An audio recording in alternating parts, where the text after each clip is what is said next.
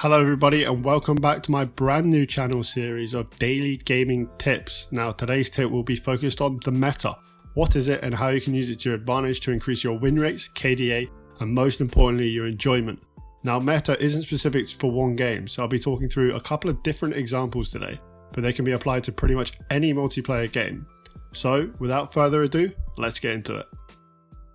So what exactly is meta?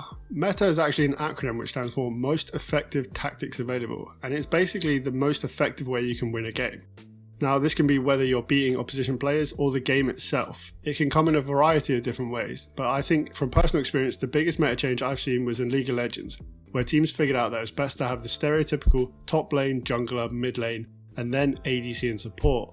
I mean, you can now see this throughout pretty much all League today, and although there are other methods such as funneling, pretty much everyone plays the same meta, and that is because it is the most effective way to get gold onto your teammates and the most effective way to win the game.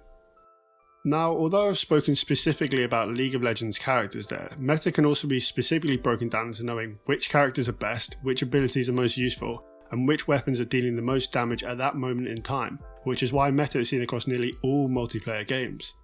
Now, I specifically mentioned there that you need to know what the meta is at that point in time, and the reason I say that is because meta is constantly changing. Again, I'm going to use League of Legends as my example. Any player who's played the game for the last few years will know that the game is constantly changing due to patch updates, which allow the champions to be buffed, nerfed, and even reworked. This means that you have to keep up to date with the changes to ensure you know what the meta is. You can utilise sites such as u.gg, which are constantly updating their tier list to show the champions which have the highest pick and win rates, and although this might not completely show the meta, it's a good place to start for beginners. Continuing with my theme of League of Legends and the meta, in certain games it is possible to counter the meta. Now, it's not always possible to get the most OP champion in League due to picks, bans, and pick order, but you should be able to counter pick the champion if it's come up before you, or understand its kit well enough to play against it even if you don't play a counter. For example, currently it's patch 10.9 and this sees Diana currently having one of the highest win rates in Plat or above in EU when playing in the mid lane, and also has one of the highest pick rates. Therefore it's safe to assume that you're most likely going to come up against the Diana fairly soon, and due to their overpowered kit, they have the advantage on you.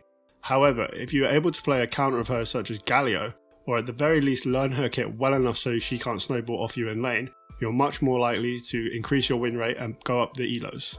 So League of Legends is one of the most obvious examples when it comes to meta, due to the champions, the patches, and just the general way the game works. However, there is meta in other important games such as Call of Duty.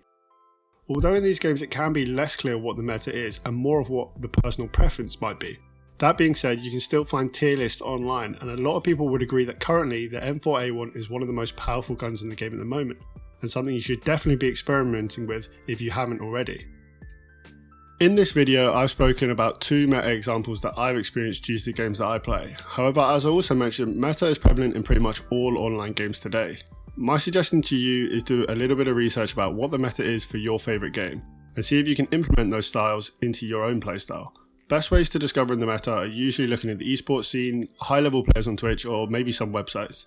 I'd like to finish off the video by saying, although meta is extremely important, it shouldn't completely dictate what you play. If you're a one-trick pony in League or Overwatch, then please continue enjoying playing those heroes. Sometimes you can define the meta.